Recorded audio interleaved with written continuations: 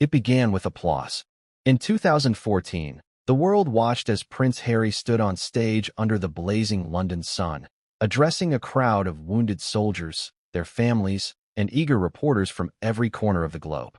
His voice cracked with emotion as he thanked the men and women who had given parts of their bodies and pieces of their souls for their countries. Behind him, the bright yellow banner of the Invictus Games fluttered like a symbol of hope reborn. He wasn't just a prince anymore.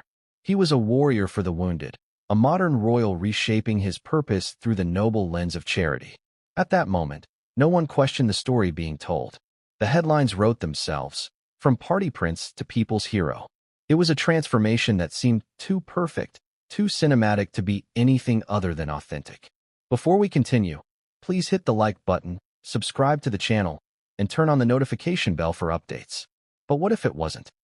What if the very institution that was created to uplift injured veterans became a tool, quietly but efficiently repurposed, for self-branding, celebrity elevation, and media domination? What if behind the heartfelt speeches and emotional montages, the numbers simply never added up, and no one dared ask why? Dominic Reid did. For years, Reid stood as the CEO of the Invictus Games Foundation. He wasn't a royal, nor a celebrity. He was a logistics man, a military mind, the son of a decorated general, and a deeply respected figure in international event management. He ran the nuts and bolts of Invictus while Harry stood under the spotlight. Theirs was an unspoken balance. Harry the face, Reid the framework. But after nearly a decade of loyalty, Dominic Reid has finally broken the silence. And what he's revealing is not just unsettling, it's potentially devastating. Because according to Reid, there were questions, serious ones, about where the money went. Not once, not twice, but consistently over the years. Private donations, corporate sponsorships, government grants.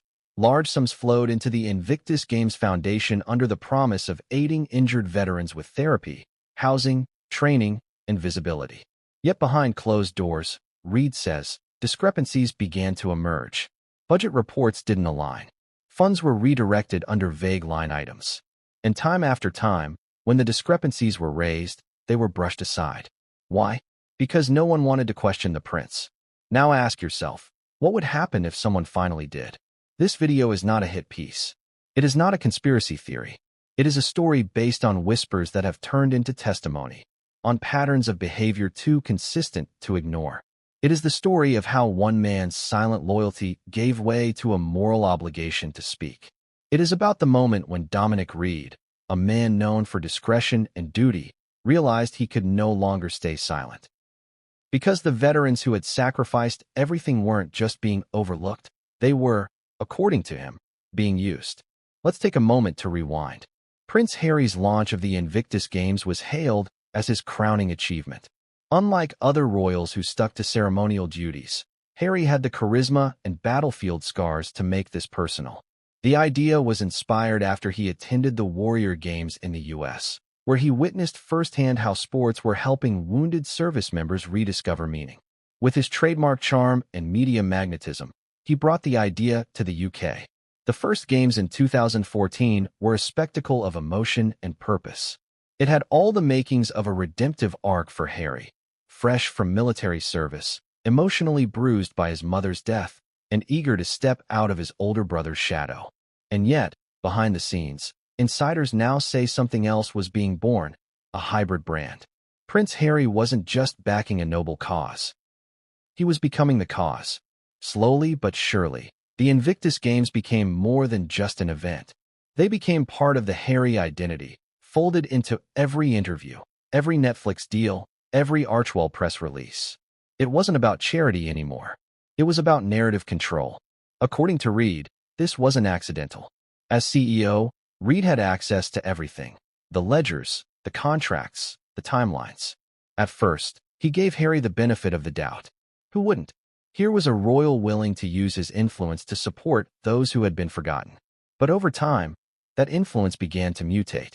Spending escalated on media production. Event budgets ballooned beyond logical limits. Marketing expenses replaced tangible services. Donations earmarked for rehab clinics went missing, buried under outreach initiatives. The red flags multiplied. Still, Reid didn't go public. Why? Because challenging a royal, even a self-exiled one, is not a small thing. And Harry, post-Megxit, had become a symbol for millions. To question his motives meant risking backlash not only from media, but also from the public, many of whom viewed him as a rebel prince fighting archaic traditions. To call him out was to risk being labeled a traitor, a saboteur, a bitter ex-employee. So, for a long time, Reid waited. He logged. He questioned. He raised issues internally. And time again, he was told to let it go. Don't rock the boat. It's Harry's project. We do it his way. But here's the thing about silence. It's heavy, especially when it sits next to moral conflict. Then came the Netflix documentary. If there was a moment that solidified Reid's decision to speak, it was watching Harry and Meghan's highly stylized, multi-million-dollar documentary include footage from the Invictus games, footage obtained, in part, through connections funded by charitable dollars. The veteran stories, originally gathered for the purpose of healing, were now recontextualized into emotional content for streaming profits. Reid, by then, had stepped away, but sources say that was the final blow. He couldn't reconcile what the Invictus games had become. Not everyone will want to hear what he has to say. This video will make you question. It will challenge the image of Prince Harry that many hold dear. It will examine facts, testimony, financial records, and emotional realities that paint a far more complex and disturbing picture than the mainstream narrative offers. And it will do so with one mission: to honor the truth and the veterans at the center of it all. Because this isn't about tearing down royalty. It's about holding power accountable, especially when that power wraps itself in the flag of service. So stay with us. Through 13 gripping chapters, we will uncover what really happened behind the scenes at Invictus. We'll follow the trail of donations that vanished, the insiders who were silenced, and the moments of betrayal that made even the most loyal question their allegiance. We'll hear the voices of veterans who feel abandoned, donors who want answers, and a CEO who has finally said, enough. By the end, you'll understand why Dominic Reid stepped into the spotlight he once avoided, and why his words could change everything. But first, let's go back to where it all began. To the first Invictus Games, to the rise of a prince, and to the moment the illusion was born. Let's begin. It's easy to look back now, with a skeptical lens, and wonder how no one saw it coming. But in 2014, few would have questioned the sincerity in Prince Harry's eyes as he stood among veterans, arms around their shoulders, speaking with tears and trembles in his voice. The Invictus Games appeared to be the physical embodiment of everything he claimed to stand for: service, resilience, healing. It was framed as a mission close to his heart, a chance to channel his experiences in Afghanistan into something meaningful. No tabloid scandal, no royal drama. Just the unfiltered version of a prince-turned-patron standing with those who had paid the highest price for freedom. But from the very beginning, there were elements that felt different. Not wrong. Not yet. But different. It started with the branding. The yellow and black insignia. The dramatic music. The documentary crews following Harry's every move. From its first moments, the Invictus Games weren't just a charity event. They were a production. A spectacle designed not only to uplift, but to mesmerize. There was a cinematic quality to it all. Cameras lingered on wheelchairs racing across tracks, prosthetic limbs moving in rhythmic strides, medals placed over bowed heads. There was no denying the impact these images had. The veterans deserved every ounce of support and attention. But there was also something unmistakably curated about the way it all played out. The question few asked then was, curated by whom? And for what? Before the Invictus Games, Prince Harry's public image was a collage of contradictions. One moment, he was the misbehaving younger son, caught in Las Vegas hotel rooms, attending costume parties dressed as a Nazi, and stumbling out of pubs with a grin and a drink. The next, he was the battle-hardened soldier, deeply affected by his tours in Helmand Province. While the British public both criticized and forgave him, it was clear that Harry was searching for a way to redefine himself. Something that could separate him from William, from the institution, and even from the ghosts of his mother's legacy. Enter the Invictus Games. The idea was borrowed, in part, from the Warrior Games in the United States, where wounded service members competed in adaptive sports. Harry had attended those events, visibly moved by the stories he heard. He later said that seeing those athletes sparked something in him, an idea that veterans needed more than just medical recovery. They needed community, purpose, and visibility. He returned to the UK invigorated and proposed a similar initiative on a global scale. The palace endorsed it. The government supported it. The military backed it. And just like that, the Invictus Games were born. Dominic Reid entered the picture shortly after. Reid was not a headline grabber. He wasn't a media darling or a flashy executive. He was an expert in logistics and international events, the son of General Sir William Reid, a man revered in military circles.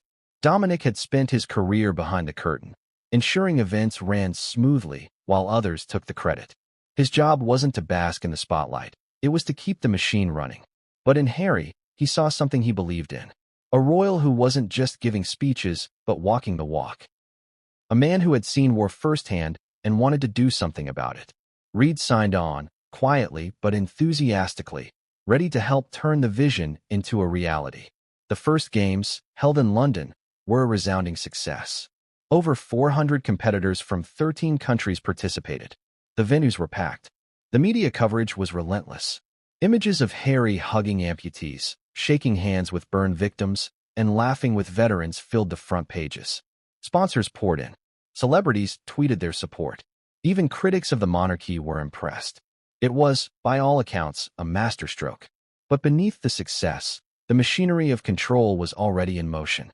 According to those who worked closely on the project, everything about the Invictus Games was meticulously managed, from the visual angles of media coverage to the talking points handed to athletes.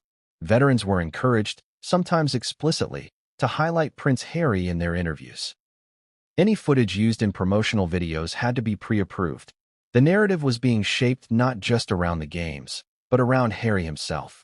He wasn't just a supporter. He was the brand. To the outside world, this didn't raise alarms.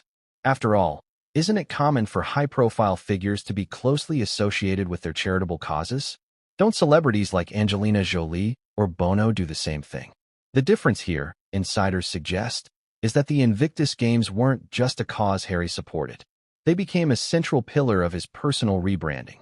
And unlike other celebrities, Harry came with an institution behind him. An institution that didn't tolerate scrutiny or deviation from the storyline. Dominic Reid, while supportive, began to take notice. Reid's role required him to interact with not just the veterans, but also with financial planners, media consultants, venue coordinators, and government liaisons. He began to see the full picture. The enormous costs, the opaque contracts, the sudden shifts in budget allocations. While Harry was front and center, smiling for the cameras, Reid was juggling operational nightmares. And increasingly, those nightmares were being created by decisions made at the top, often without explanation.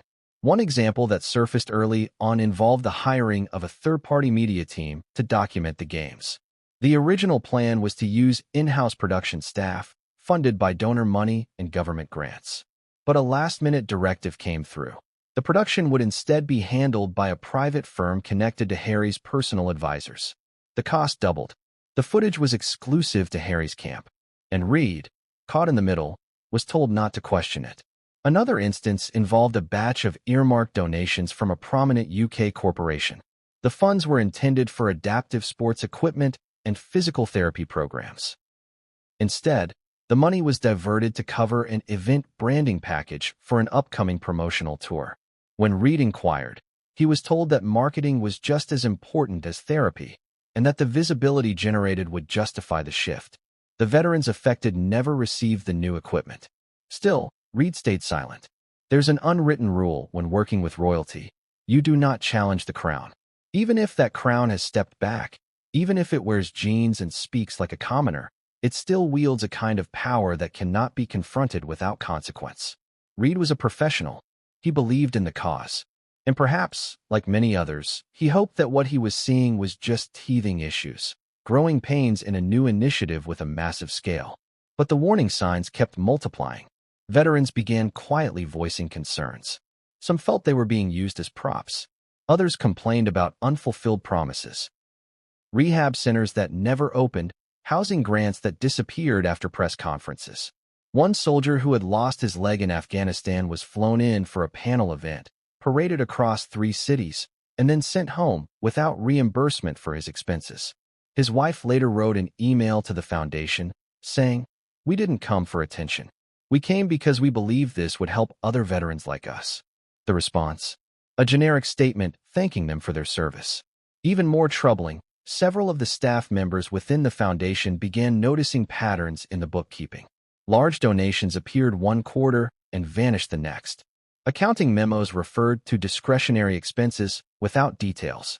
When the internal finance team flagged these issues, their concerns were redirected to the palace's press office, not the board of trustees. Reid, who had spent his life working on transparent, accountable public projects, was now at the center of something increasingly murky. And yet, he remained. Because Reid still believed, despite the manipulation, despite the branding hijack, despite the misplaced priorities, that the Invictus Games were doing real good. And they were. For all the flaws behind the curtain, the event itself still provided injured veterans with camaraderie, purpose, and pride. They were cheered, honored, and seen. For many, it was the first time in years they had felt human again. That mattered. That was sacred. So he waited. He watched the games grow from London to Orlando, from Toronto to Sydney. Each iteration brought more fanfare, more media, and more questionable spending. And always, Harry was at the center, not just as a founder, but as the face of every photo, the headline of every article, the emotional linchpin of every campaign. His transformation from reckless youth to noble leader was solidifying. The world cheered. The royal family, though quietly skeptical, let it happen. And Reid watched. Until one day, he could no longer ignore the question gnawing at his conscience. Was the Invictus Games a charity with a celebrity face, or a celebrity brand disguised as a charity? That question would soon lead to deeper investigations, to internal friction, to boardroom confrontations, and eventually, to Reid's final decision. But before we get there, we must understand who Prince Harry had become in the public eye, and who he may have always been behind it. That's where we go next. Let's turn the page. From the outside looking in, Prince Harry's evolution over the years has often been described as redemptive. A wayward royal, haunted by his mother's death, struggling beneath the weight of inherited expectations, finally finding his purpose in uniform. For many, it seemed the boy who once walked behind Princess Diana's coffin had become the man she would have been proud of. But behind that emotional narrative, a different story was beginning to surface, one that raised a difficult question. Was Prince Harry truly transformed by war and duty, or had he simply learned to harness those experiences to construct a more compelling version of himself? To answer that, we need to examine who Harry was before, during, and after his military service, and more importantly, who he became once the cameras turned toward him with renewed adoration. The early years of Prince Harry's adult life were turbulent. Tabloid headlines relentlessly covered his escapades, underage drinking, partying with questionable crowds, a shocking Nazi costume scandal, and repeated reports of fights with photographers. While the British public often extended him a kind of reluctant sympathy, understanding that he was the spare, not the heir, there was an unmistakable cloud hanging over his image. In many ways, Harry was seen as the embodiment of what happens when you grow up in a golden cage without direction or accountability. It was during this period that his decision to join the military seemed to take everyone by surprise. Harry's enlistment was more than a gesture. He genuinely trained, qualified, and served, including 2 tours in Afghanistan. Reports from fellow soldiers described him as committed and brave. Unlike many other public figures who used honorary military titles as ceremonial props, Harry got his boots dirty. He flew helicopters. He shared barracks. He saw things most royals never would. For a while, the media perception shifted. No longer just a scandal-prone prince, Harry was now a soldier. And that image, raw and real, earned him respect that no press office could manufacture. But while his service grounded him, it also opened the door to something else: control over his own narrative. In the military, Harry was able to be something entirely outside of the royal system. He wasn't Prince Harry, the Queen's grandson, or the second-born to the future king. He was just Captain Wales, one of the guys. That anonymity, ironically, gave him a glimpse of what real identity might feel like, something separate from palace protocol and press expectations. It was in this space, unshackled by the gilded cage of royalty, that Harry seemed to begin crafting something entirely new. A public persona built not on inheritance, but on experience. And here's where it gets complicated.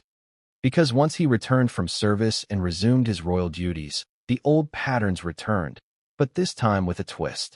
Instead of pushing back against expectations with drunken nights and bad decisions, Harry began to shape a new image, that of a wounded warrior turned humanitarian. His trauma, his battles, his grief, these were no longer liabilities to hide. They became part of the pitch. He spoke candidly about mental health, about the psychological cost of war, about the burden of legacy. And in doing so, he garnered a different kind of admiration. People saw themselves in him. The prince had become human, or so it seemed. Behind the scenes, Harry began building a small team of loyal advisors, PR strategists, media consultants, brand experts. He hired people not from the royal institution, but from the outside world of entertainment and public relations. The kind of people who understood image-making not as a side effect, but as the central goal. While the palace maintained its stiff upper lip approach to publicity, Harry's team leaned into a more American style, emotional, confessional, personal. At the center of this rebranding effort stood the Invictus Games. On paper, it made sense. Harry had served, he had seen the cost of war, and now he was launching a platform to uplift those who bore its scars. But within that framework lay an increasingly obvious truth. Harry wasn't just the founder. He was the face, the focus, the star. Every press release, every photo op, every social media post elevated Harry alongside the wounded. He was photographed with veterans, seated front row at matches, speaking on stage about resilience and transformation. The stories of the athletes were real, but the lens through which they were told almost always circled back to Harry. Their victories were portrayed as a reflection of his leadership. Their suffering became the backdrop for his redemption. And this is where Dominic Reid's concern began to deepen. As CEO, Reid watched how decisions about the games were increasingly driven by optics. What media would be present? What narrative was being crafted? Which stories would be emphasized? Which ones quietly dropped? According to former Invictus staffers, there was an unspoken rule. Nothing that didn't align with Harry's image was allowed to surface. If an athlete expressed disappointment, if funding failed to arrive, if logistics fell short, those stories were buried. What mattered was the myth being built. The prince, rising from the ashes of grief and controversy, now leading a movement of healing. But Reid, who had worked with real veterans for decades, began to see the cracks in that myth. Real healing wasn't photogenic. It was slow, painful, messy. It didn't always fit into perfect press releases or documentary footage. Yet more and more, the Invictus Games were being filtered through a lens that demanded drama and resolution. Triumph over tragedy, cut, framed, and ready for public consumption. One former staff member described it this way. It started out being about the veterans, but somewhere along the way, it became about Harry's journey through them. That journey accelerated after 2020, when Harry and Meghan officially stepped back from royal duties and launched Archewell. They brought the Invictus Games with them, at least symbolically. The couple announced a Netflix deal reportedly worth over $100 million, and one of the first announced projects was Heart of Invictus, a documentary about the games and the veterans involved. The premise sounded noble, but Reid and others soon realized what it really meant. The games were now content. The veterans' stories, their private traumas, their physical and emotional struggles, were being folded into a narrative aimed at reinforcing Harry's brand. To many outsiders, this still didn't seem troubling. After all, awareness is awareness. But insiders saw something more troubling: the commercialization of sacrifice. Veterans were flown in, interviewed, filmed, sometimes more than once. Their consent was sought, but insiders say they were rarely told the full scope of how their stories would be used. The boundaries between charity and entertainment blurred, and while the public saw polished trailers and touching moments, few noticed how often Harry was at the center of every scene. It wasn't just about the games anymore. It was about how the games told Harry's story. Dominic Reid, increasingly uncomfortable with this direction, tried to raise concerns.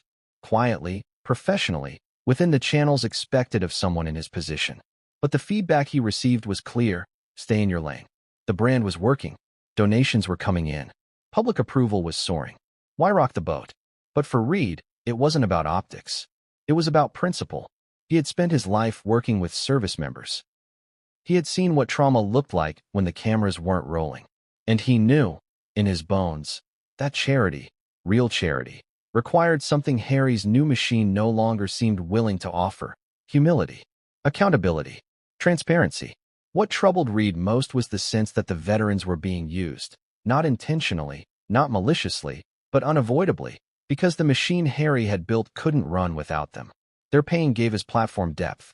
Their perseverance gave his story strength. Their sacrifices lent his narrative moral weight. And without them, what was left? A prince without a crown. A celebrity without a cause. It's a difficult thing to say about someone who, at many points, appeared genuinely committed. Harry was not without heart. He had served. He had cried. He had listened. But somewhere along the way, the lines blurred. The cause and the self became indistinguishable. And as Reid watched that transformation unfold, he began to understand the deeper truth. That Prince Harry's real talent wasn't in fighting wars or healing others. It was in telling stories, especially his own. That talent would eventually take him to Hollywood, to best-selling memoirs, to Oprah Winfrey and streaming platforms.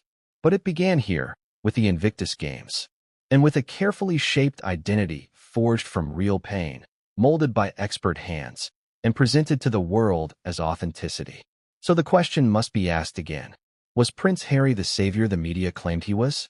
Or was he, from the very start, a strategist, someone who learned how to turn his wounds into a brand, and his image into a vehicle for reinvention? That's the question Dominic Reid could no longer avoid. And that's the question we'll continue exploring in the next chapter. Because as the money grew, so did the shadows.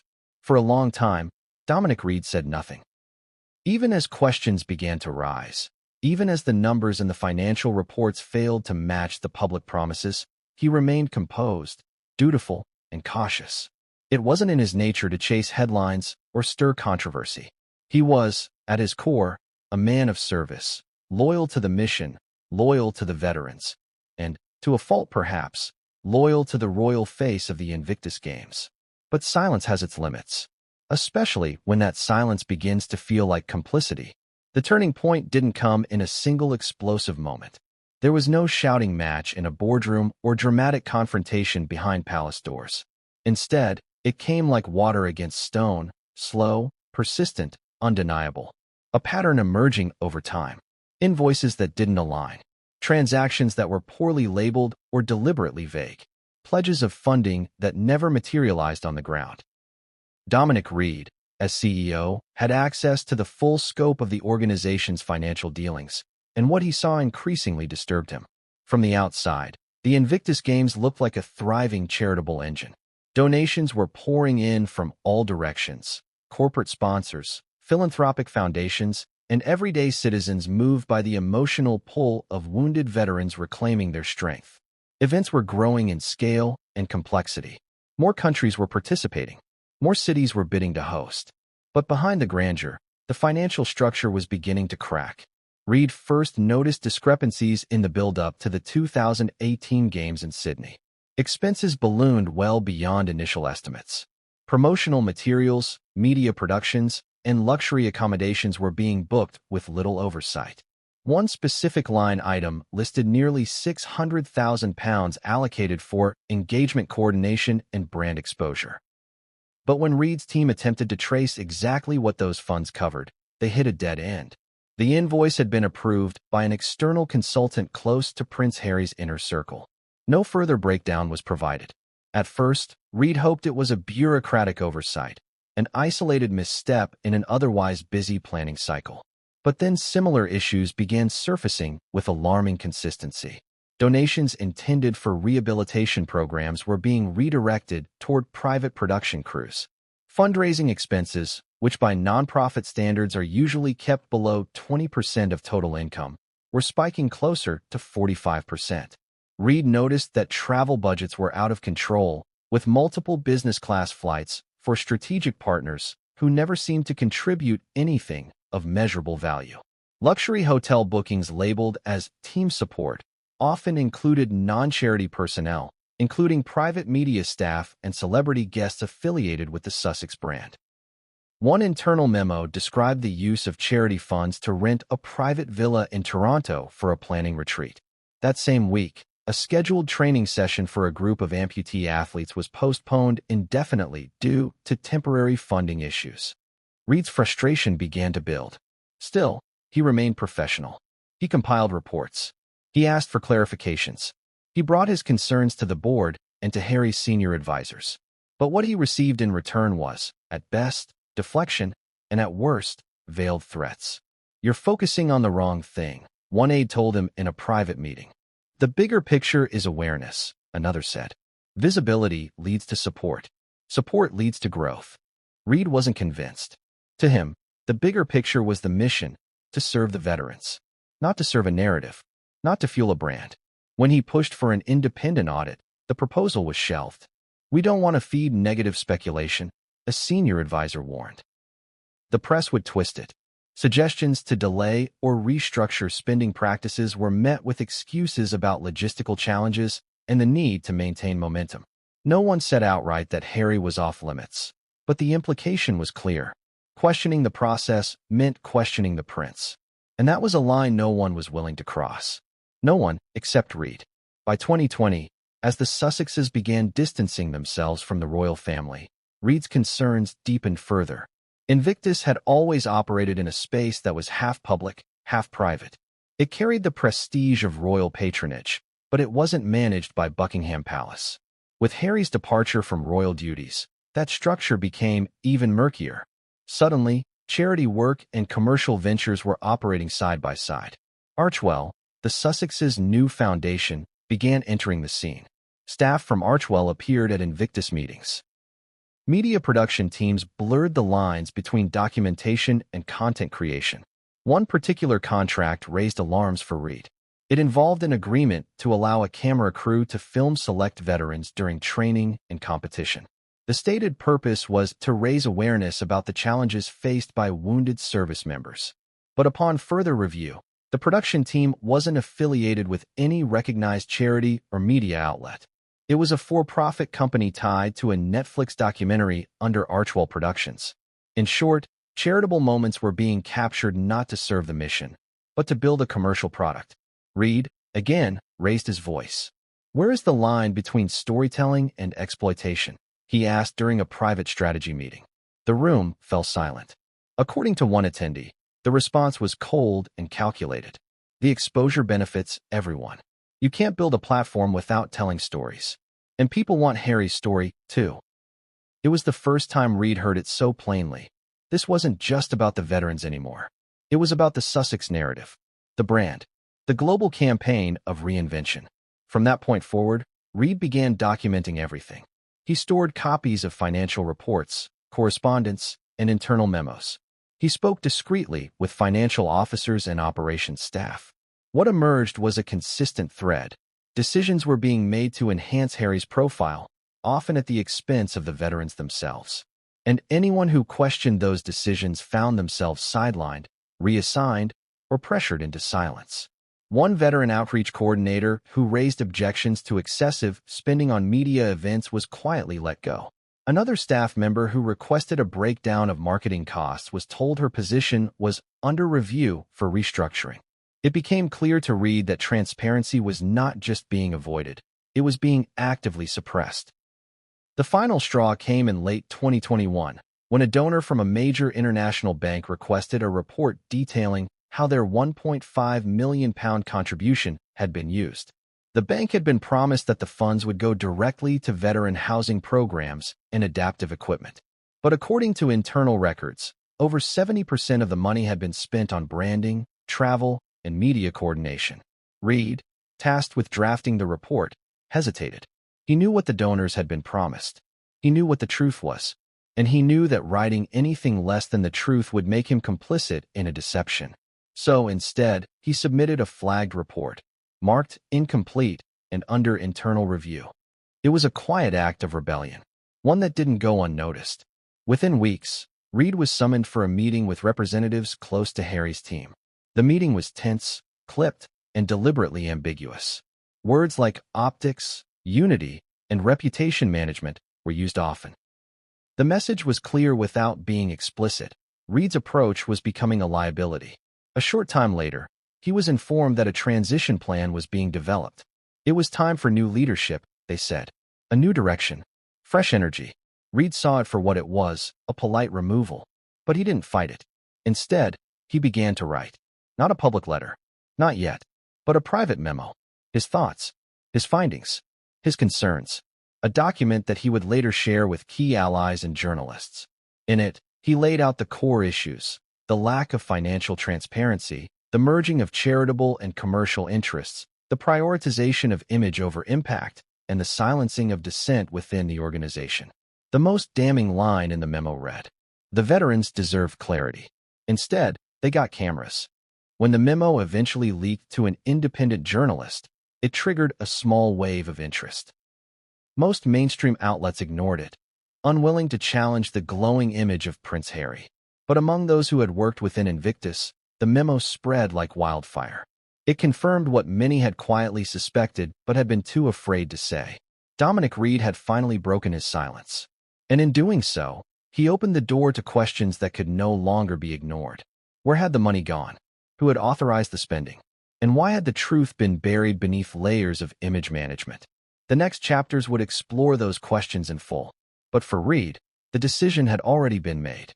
He could no longer look the other way. The mission had been compromised, and the prince he once believed in had become something else entirely.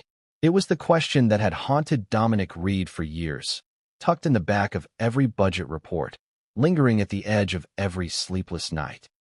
A question that refused to disappear, no matter how many meetings were held, no matter how many reassurances were given from above. Where did the money go? The Invictus Games had become a global phenomenon, a beacon of inspiration and international goodwill. Hundreds of thousands of viewers tuned in to watch wounded veterans overcome adversity. Corporations lined up to donate. Governments pledged financial support. And private citizens, moved by the cause, gave what they could. The charitable coffers swelled with millions. And yet, year after year, when it came time to deliver on those promises, therapy centers, mobility equipment, housing assistance, mental health initiatives, there was always something missing. Not just in resources, but in answers. At first, Reid chalked it up to scaling pains. After all, Invictus was growing at an unprecedented rate. What started as a small event in London had expanded into a multi-nation operation with logistical challenges that would test even the most experienced planners. He understood that costs could be unpredictable, that unforeseen expenses could drain resources. But as CEO, it was his responsibility to track the money, every pound, every dollar, every cent. What he found was a pattern, and it didn't make sense. A detailed examination of expenditures from the 2016 Games in Orlando revealed a troubling inconsistency. Of the roughly £12 million raised that year, less than £5 million could be directly traced to programmatic costs benefiting veterans. The rest was dispersed across a tangled web of line items labeled event coordination, strategic communications, celebrity engagement, and, most suspiciously, royal representation logistics. When Reid asked the finance team to break down those vague terms, he was given summaries rather than specifics. A £750,000 entry under engagement logistics turned out to include first-class flights, security details, and personal assistance, not for athletes or staff, but for individuals described simply as external facilitators. Digging deeper, Reid discovered that many of these individuals were connected not to the Invictus organization, but to Prince Harry's personal media team, several of whom were working simultaneously on other brand-related projects. It was the first time Reid realized the scope of the overlap. The lines between charitable function and personal branding were no longer blurry. They were gone. More troubling still were the donor reports. Reid began reviewing promises made to specific contributors.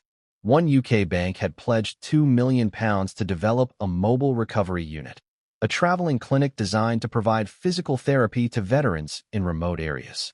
The public announcement had been grand, complete with press coverage and photo ops. But a year later, the unit didn't exist. The funds had been spent, but not on the unit.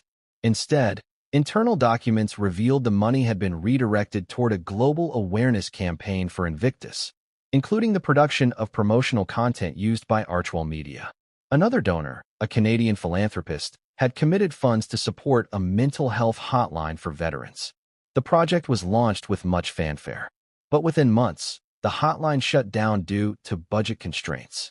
Reid was informed the cost had been undercalculated, and the funding wasn't sufficient to sustain operations. But when he reviewed the accounting, he found that more than half of the allocated money had been used for advertising, website development, and high-end consultants, many of whom billed as media strategists, not healthcare pro.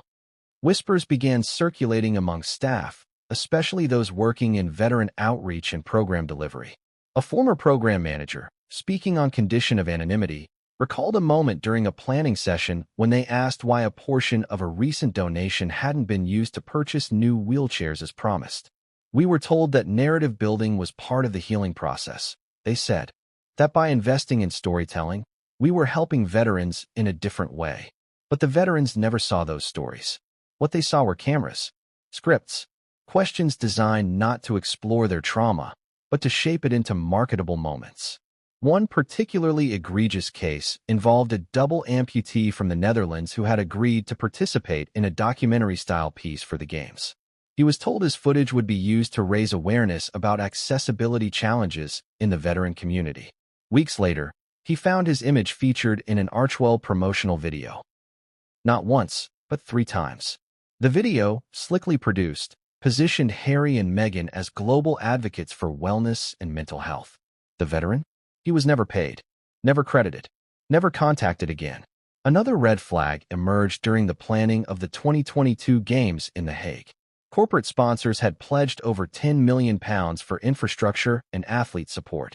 Yet Reid watched in disbelief as nearly £3 million of that was funneled into a private media fund used to create high-definition footage, not of the Games themselves, but of Harry and Meghan's journey with the veterans. These clips, insiders later confirmed, were intended for inclusion in a Netflix docuseries. The question loomed larger than ever. How could funds explicitly intended for wounded soldiers be used to underwrite a global media deal? When Reid pushed for an internal audit of the foundation's recent financial cycles, his request was denied. No reason given, just a polite but firm message. Not the right time. Around that same time, the Board of Trustees received an inquiry from an independent donor watchdog group.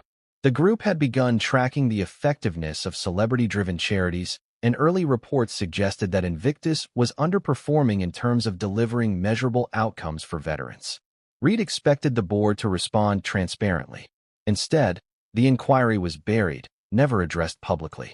Later, one board member confided in him that Harry's advisors believed any public audit would create unnecessary noise in the press.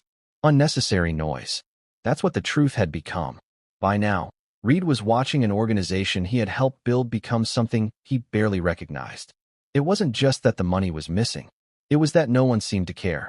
The veterans were still being paraded at events. They still gave speeches, stood for photographs, smiled on stage. But when they went home, many of them returned to broken systems, long wait lists, and empty promises.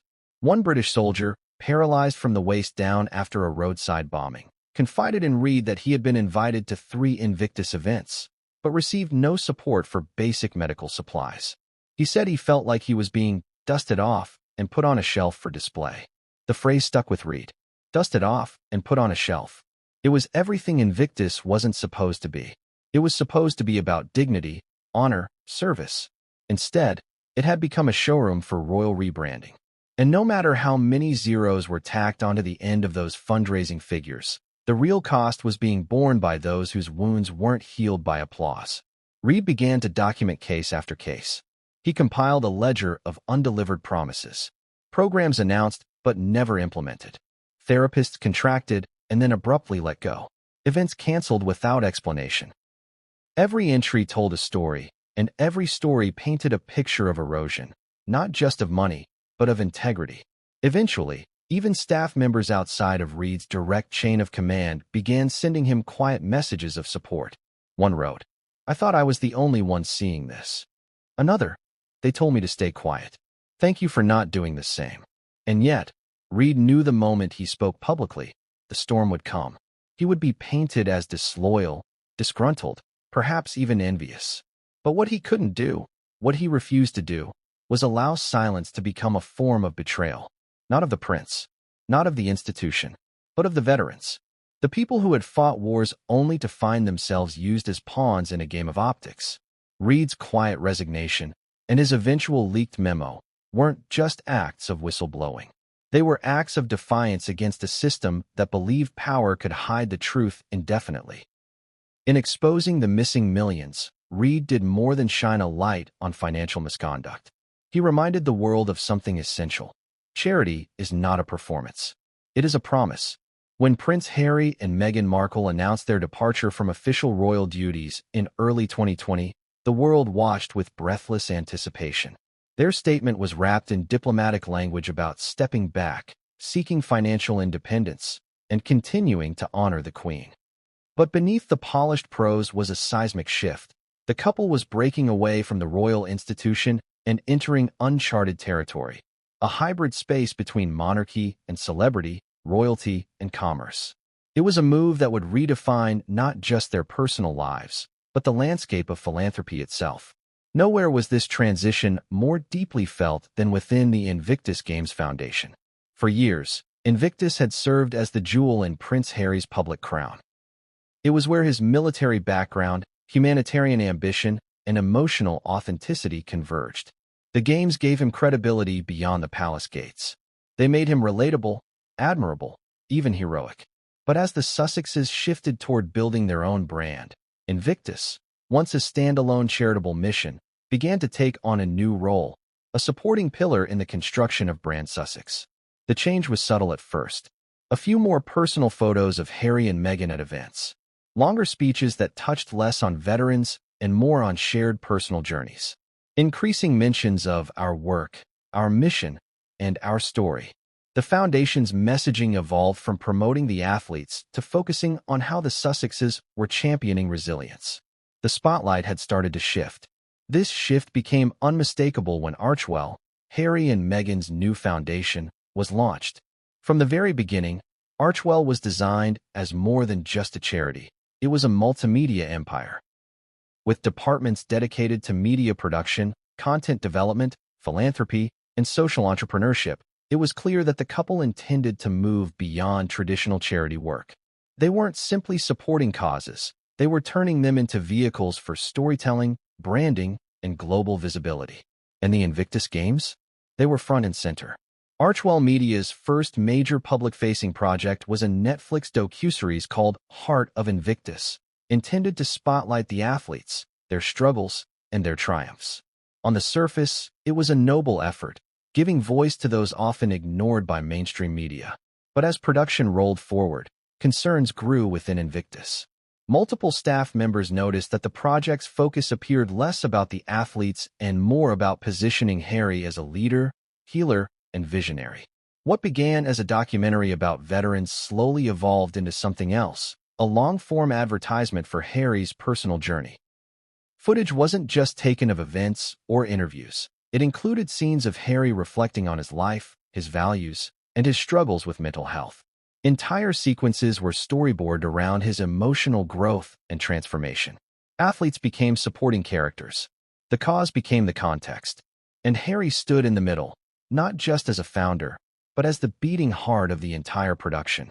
Sources within the production team later admitted that editorial decisions were heavily influenced by the Sussexes' communications advisors. Certain interviews were cut, others were reshaped. Stories that didn't align with the overarching narrative of resilience and royal rebirth were quietly shelved. It wasn't manipulation in the conventional sense. It was curation, strategic, controlled, and calculated. And for Dominic Reid, this was the moment the line had finally been crossed. Reid, who had built Invictus to be a space where veterans led the charge, saw the games being reshaped into a backdrop for a personal saga. He raised concerns internally, warning that the Foundation's independence was at risk. But the response was tepid. This is good exposure, he was told. It brings attention to the cause. Reid wasn't convinced. To him, it felt less like attention and more like appropriation. The red flags multiplied. One striking incident involved the promotional materials for the docuseries. Early marketing drafts presented at planning meetings bore taglines such as "One man's mission to heal the world" and "From soldier to savior." Reid was stunned. The emphasis was entirely on Harry, not the athletes. When he objected, suggesting the materials be revised to center the veterans, he was met with resistance. "This is what sells," the branding consultant replied. "Harry's the hook." This was no longer about service. It was about narrative control. More than that, it was about leverage. As the Sussex brand expanded into podcasts, public speaking engagements, books, and partnerships, Invictus footage and affiliations began appearing across platforms. Veteran stories were repurposed for keynote speeches. Quotes from wounded soldiers were included in the memoir, Spare, sometimes without attribution.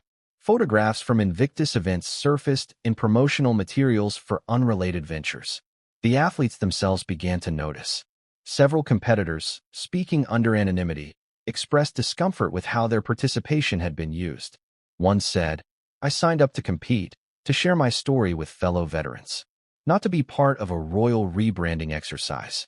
Another confided that they had declined a follow-up interview after realizing their previous footage had been edited to fit a scripted arc. "They took what I said and made it about Harry," the athlete recalled. "That wasn't the point." Meanwhile, the Sussex PR machine continued its forward march. Meghan appeared in interviews discussing Harry's work with veterans. Promotional posts celebrated their involvement with Invictus as part of a broader campaign to establish them as global changemakers.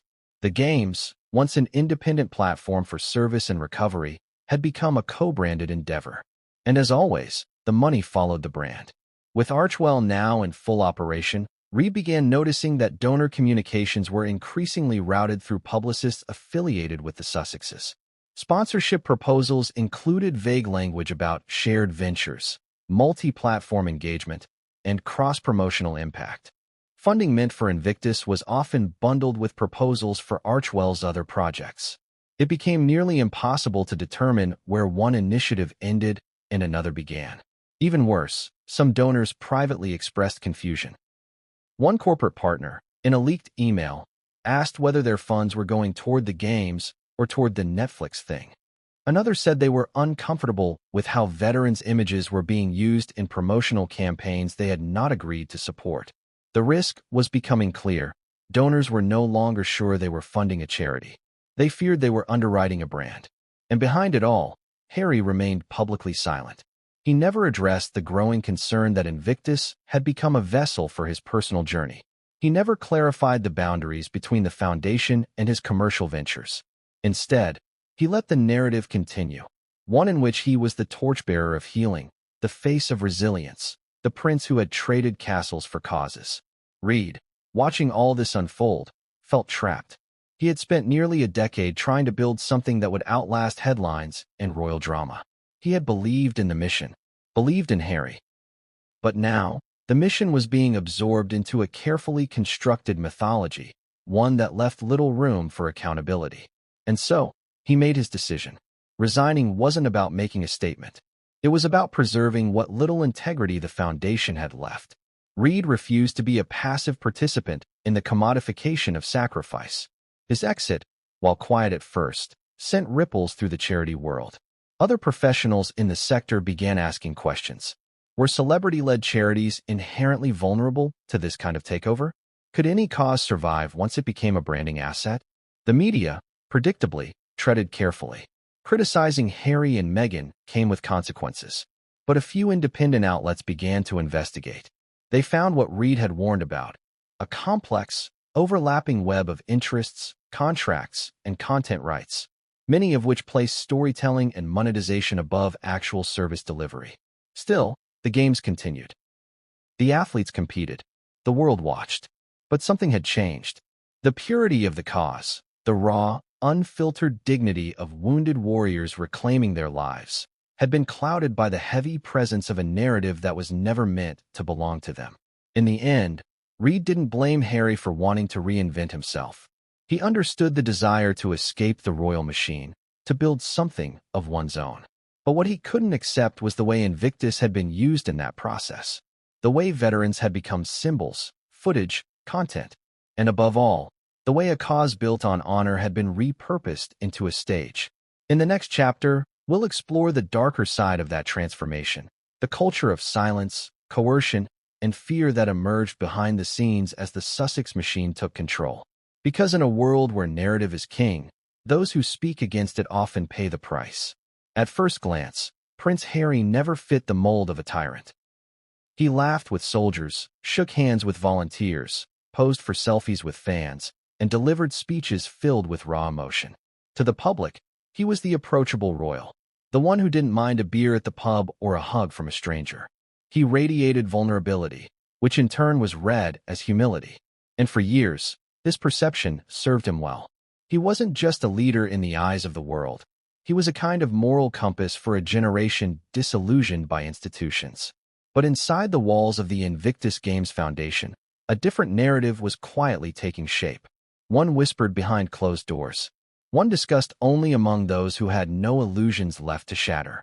The charismatic face of the games, they said, was not as open-minded or receptive as the cameras suggested. In truth, the organization had become an echo chamber, one where questioning decisions was discouraged and dissent was subtly punished. "You don't say no to Harry." The phrase began as a joke among staffers, a kind of gallows humor used to defuse tension during the most stressful planning meetings. But over time, it became something else. A mantra, a warning, a fact of survival. Dominic Reid had seen this behavior before in high-stakes operations, but never in a charitable environment. Power, when unchecked, rarely stays quiet. And while Harry may have escaped the formal hierarchies of the British monarchy, he had unknowingly replicated their most dangerous flaw: absolute authority without direct accountability. It began with the small things. A change in the seating arrangements during meetings so that Harry's advisors sat closest to the board. A new requirement that all public-facing documents, even the most mundane press releases, be cleared through the Sussex comms team. Internal questions about budget overruns or operational delays were routinely redirected with vague responses like, "We'll run that past Kensington," or "That's above our level." At first, Reid thought it was merely bureaucracy, unpleasant, but manageable. But then the feedback loops closed altogether. Staffers who raised concerns were gradually pushed to the margins. Invitations to key meetings were quietly revoked. Feedback channels dried up. One communications director, who had served faithfully since the inaugural games, was asked to step back from visibility after suggesting that too much attention was being focused on Harry in promotional materials. She was eventually reassigned and left the foundation within 6 months. Then there were the NDAs, non-disclosure agreements, suddenly inserted into contracts for new staff and volunteers. Not the standard confidentiality clauses typically used in high-profile organizations, but expansive documents that restricted what could be shared not only about internal matters, but about Harry himself. Some of the language bordered on alarming. Phrases like reputational protection, narrative safeguarding, and personal brand confidentiality stood out starkly against the backdrop of a charity supposedly centered on wounded veterans. Reid objected to the language. He argued that it was unnecessary and potentially damaging. The games were about transparency and community, he said, not secrecy and control. But his concerns were dismissed. One legal advisor, hired externally through connections to Archwell, told him point-blank, "There's too much at stake now. The brand must be protected." Over time, the pressure to conform deepened. Suggestions that didn't align with Harry's vision were subtly discouraged. Alternative plans for expansion, ones that included more independence from Sussex-led media, were shut down. Even athlete stories were curated to avoid contradictions with the overarching themes crafted by Harry's team. One planner recalled being told to avoid highlighting a competitor who had spoken out about feeling abandoned by the British military. "It doesn't fit," she was told. "We need cohesion." Behind the scenes, morale began to fracture. People who had signed up to support veterans found themselves working instead on press kits, social media strategies, and documentary outlines. The foundation, once run by a team of passionate professionals, now felt more like a subsidiary of a celebrity empire. Meetings that had once centered on athlete welfare were now dominated by media timelines and event optics. One junior staffer, who had joined with dreams of helping design adaptive training programs, found herself instead tasked with editing promotional clips for an Instagram campaign. After asking whether the funds for athlete support were still available, she was privately reprimanded. A week later, her contract was not renewed. Reid, increasingly disturbed, tried to intervene. He met with board members, wrote formal memos, and urged a return to the original mission. He emphasized that the foundation's core purpose, serving veterans, was being overshadowed by narrative management. Some nodded sympathetically. Others avoided eye contact. No one acted. Why? Because Harry, even outside the royal framework, was still untouchable. One veteran of the charity world put it bluntly. No one wants to be the first to call out a prince who talks about mental health. It's a PR nightmare. You're not just going against a celebrity, you're going against a symbol.